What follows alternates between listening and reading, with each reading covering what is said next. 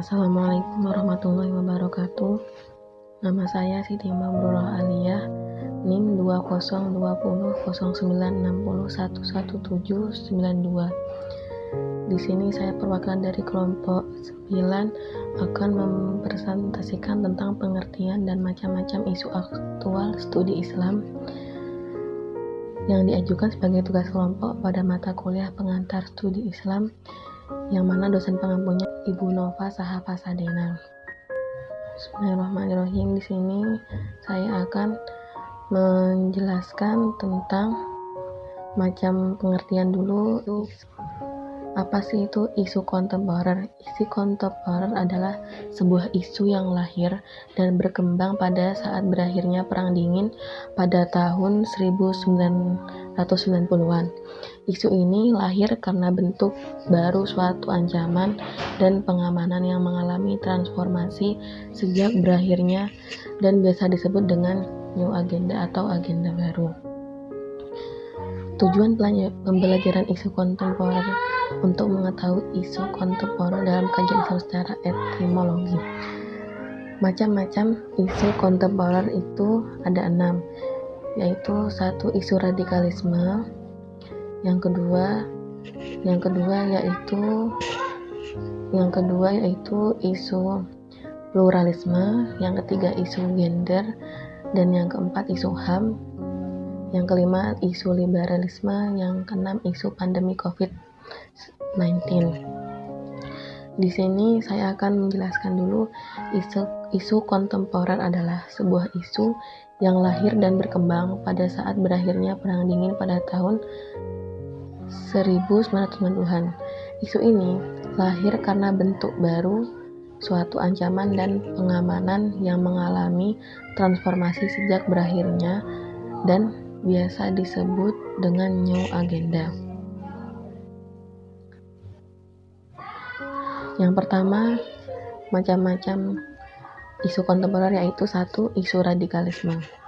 Isu radikalisme adalah ideologi atau paham seseorang yang menginginkan perubahan pada sistem sosial dan politik dengan cara kekerasan, bahkan melakukan dengan cara paksa.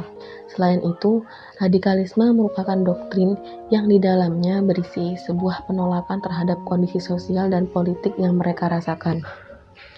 Kelompok radikalisme umumnya menginginkan perubahan sosial dan politik dengan waktu yang singkat serta bertentangan dengan sistem sosial yang ada. Radikalisme sering dikaitkan dengan kelompok terorisme karena kelompok radikal menghalalkan segala cara untuk mencapai keinginannya tercapai, termasuk meneror orang-orang atau pihak yang tidak sepaham dengan mereka. Walaupun radikalisme ini sering dikaitkan dengan ajaran agama tertentu, pada dasarnya radikalisme ini adalah tentang masalah sosial dan politik, bukan suatu ajaran dari agama tertentu. Dalam Kamus Besar Bahasa Indonesia KBBI, kata radikalisme ialah paham atau aliran yang radikal atau dalam politik. Lalu kita lihat kata radikal menurut KBBI yaitu secara mendasar atau sampai pada hal yang prinsip atau dalam sosial politik amat keras menuntut perubahan undang-undang pemerintah. Jadi radikal atau radikalisme tidak terikat dengan suatu ajaran agama tertentu.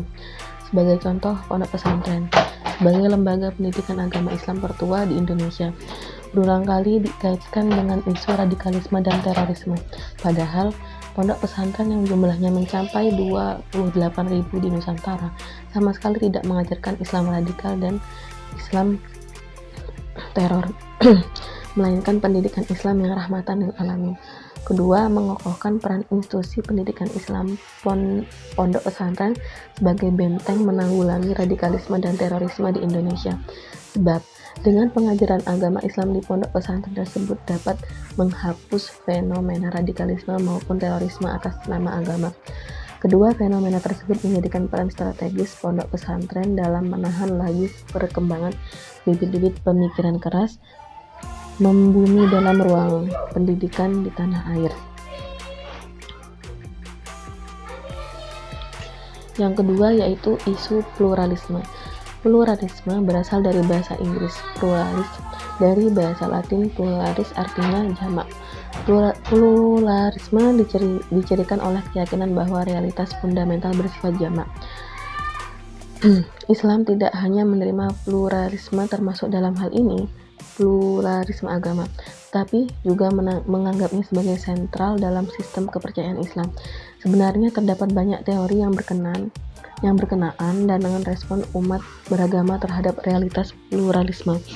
SMART misalnya, ternyata terdapat 5 cara pandang atau sikap keagamaan dalam merespon kebinekaan agama. Pertama, eksklusivisme absolut, yaitu cara pandang keagamaan yang melihat kebenaran hanya terdapat dalam tradisi agama sendiri, sedangkan agama orang lain dianggap tidak benar.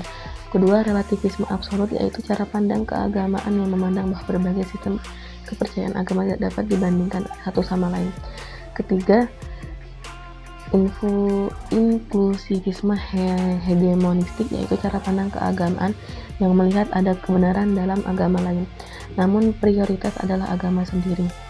Keempat, pluralisme realistik, yaitu cara pandang keagamaan yang melihat bahwa semua agama sebagai jalan yang berbeda-beda dari satu kebenaran yang sama. Kelima, pluralisme regulatif, yaitu cara pandang keagamaan yang melihat bahwa sementara agama memiliki nilai-nilai dan kepercayaan masing-masing yang mengalami suatu evolusi historis dan perkembangan ke arah suatu kebenaran bersama. 3. Isu gender.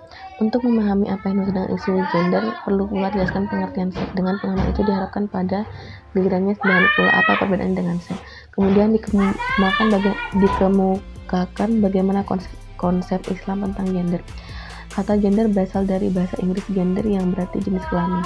Menurut Nasaruddin Umar, pengertian ini kurang tepat, sebab dengan pengertian tersebut, gender disamakan dengan seks yang berarti jenis kelamin pula. Persoalan ini muncul barangkali adalah karena kata gender termasuk kosakata baru, sehingga pengertiannya belum ditemukan dalam Kamus Besar Bahasa Indonesia.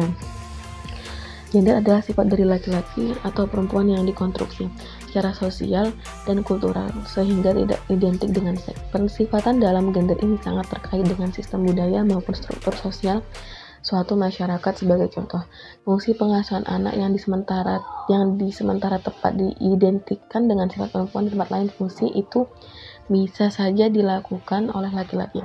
Gender adalah sifat yang melekat pada laki-laki dan perempuan yang dikonstruksi secara sosial maupun kultural. Misalnya, perempuan dikenal lemah, lembut, cantik, emosional, dan keibuan, sedangkan laki-laki itu dianggap kuat, rasional, jantan, dan perkasa.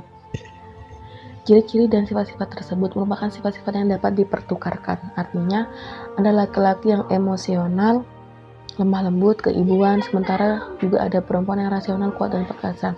Perubahan ciri dan sifat-sifat tersebut dapat terjadi dari waktu ke waktu, dari tempat ke tempat lain. Jadi yang disebut gender adalah semua hal yang dapat dipertukarkan antara sifat laki-laki dan perempuan yang bisa berubah dari waktu ke waktu serta dapat berbeda dari satu tempat ke tempat lainnya maupun berbeda dari satu kelas ke kelas lain. Contoh dari isu gender yang biasa terjadi di masyarakat itu satu, biasanya perbedaan gaji. Biasanya di beberapa perusahaan terkadang nominal gaji perempuan itu lebih rendah dibandingkan laki-laki. Hal ini diterapkan karena perusahaan tersebut memandang laki-laki adalah tulang punggung keluarga, maka mereka berhak untuk gaji yang lebih tinggi. Yang kedua itu peluang karir. Persoalan gender di tempat kerja lainnya berhubungan dengan karir. Sayangnya hal ini masih berlangsung hingga sekarang. Perempuan dianggap tidak pantas dan kurang mampu menempati jabatan strategis. Yang ketiga yaitu pelecehan seksual, yang keempat hukuman tidak setimpal, dan yang kelima yaitu tidak diberikan pilihan. Baiklah, cukup sekian dari saya, perwakilan dari kelompok 9. Mohon maaf bila ada kekurangan kesalahan kata. Selanjutnya yang ketiga sampai 3 dan keempat dan sampai ke-6 akan dijelaskan oleh Mbak Alvina Komariah. Mohon maaf yang sebesar-besarnya jika ada kesalahan dan kata-kata yang tidak baik. Sekian dari saya, Ibu Mustaqim. Wassalamualaikum warahmatullahi wabarakatuh.